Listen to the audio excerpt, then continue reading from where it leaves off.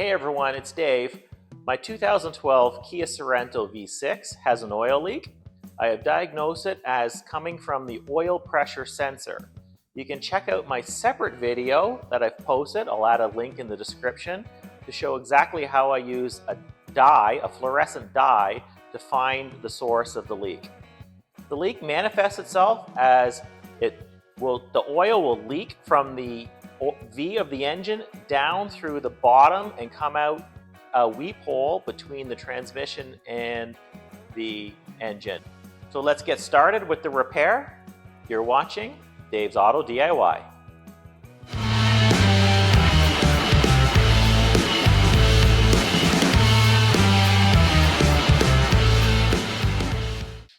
So the first thing we'll do is remove the plastic cover from the engine. It just snaps off. Before you can remove the upper plenum, you have to remove the airbox. The airbox has 4 spring clips, 2 on the front and 2 tucked down behind. You need to remove this electrical connector from the top. And you need to use a pair of pliers to remove this clip attaching the wiring harness. Pinch this clamp on this top hose, slide the clamp back, then you can pull that hose off the airbox. Same thing on this hose down here. Pinch that clamp and pull it back. And the final thing is down here on the throttle body. You need to loosen with a Phillips screwdriver that clamp. I recommend lubricating it first and then sliding that accordion piece back off the throttle body. So now just wiggle that line off the throttle body until it comes free. And you should be able to lift the airbox right out of the vehicle and set it aside.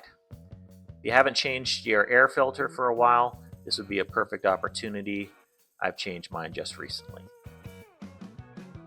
Now moving on to the throttle body, it's attached with 3 10mm bolts around the opening and 1 14mm down a little bit lower. With those 3 10mm removed and the 14mm removed, you can just pull off the throttle body and lean it out of the way without removing any of the other connections. And we have to remove this wiring harness that comes across the front of the engine. There are 3 bolts, 10mm bolts that I've removed. Then there are 1, 2, 3, 4, 5, 6, 7, 8 electrical connectors on this side of the engine and a couple of clips. There's another one here, 2 more back here with a couple more clips, and 3 fuel injectors, and you can just sort of pull it out of the way. And there's 3 more hoses to disconnect. And the air hose goes to the top of the intake here, little hose here, and one at the back just behind the throttle body. And on the back of the engine, there's a little 10mm bolt here holding on a bracket that we need to remove, and we can just move that hose that it's holding back a little bit.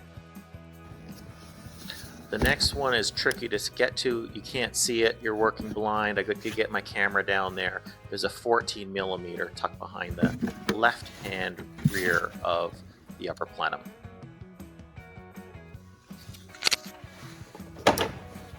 And we're almost there.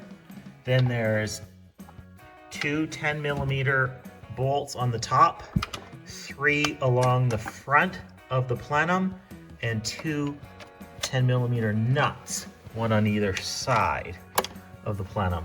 Get those 7 more things out, and this promises just to lift off.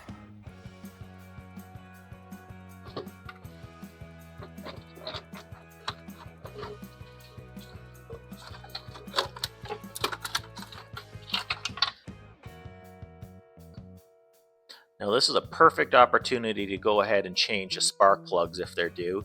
That's exactly what I did. I'll add a link in the description to my separate video showing how to do that.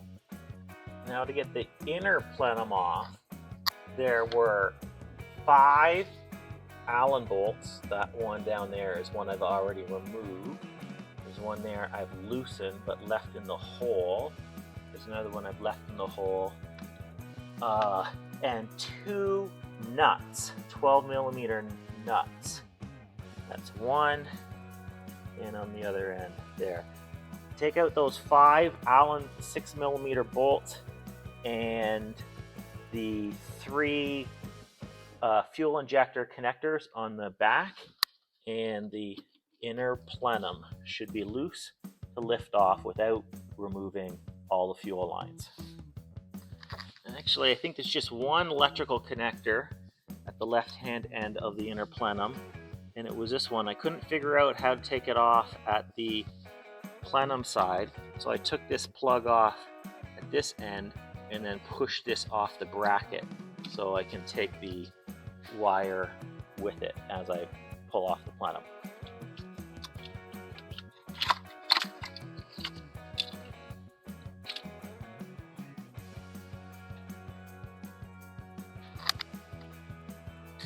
Now that we're in, we can see there's oil sitting in the bottom of the V of the engine. There's the leaking oil pressure sensor. This is a clip from my separate video of using an engine dye, an oil dye, and a black light to detect the leak. You can see the oil kind of glowing fluorescent underneath the leaking oil pressure sensor. So before replacing the sensor, I'm going to use a can of brake cleaner to flush out this oil. It'll drain out through that weep hole in the right hand of the V and out through the bottom of the engine. I've got a catch basin underneath to collect the mess. So I'm using a 15/16 inch box end wrench to get the old one out, flipping the wrench over and over in this small gap.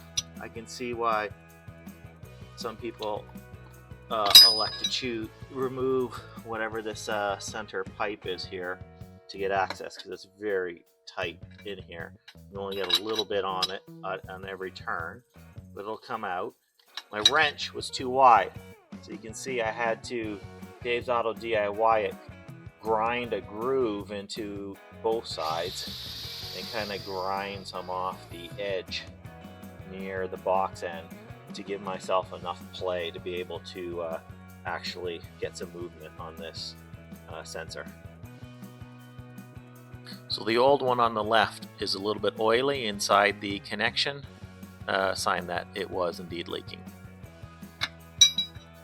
And I got the new sensor in, started the thread by hand, and then used the modified wrench to get it tight to only a couple threads exposed. And I added the electrical connection. Now, before buttoning everything back up, I got a set of gaskets, both upper and lower, for the air intake, as well as a gasket for the side of the air plenum for the throttle body. Now all that's left is to put it all back together. As I'm putting it back together, I'll make sure I start on the bolts in the kind of center areas of the various parts of the plenums, and work my way out to try to keep the pressure down smoothly and even, to keep those gaskets tight. And that's it. So I hope you learned something. I hope you hit subscribe, and I hope to see you next time on Dave's Auto DIY.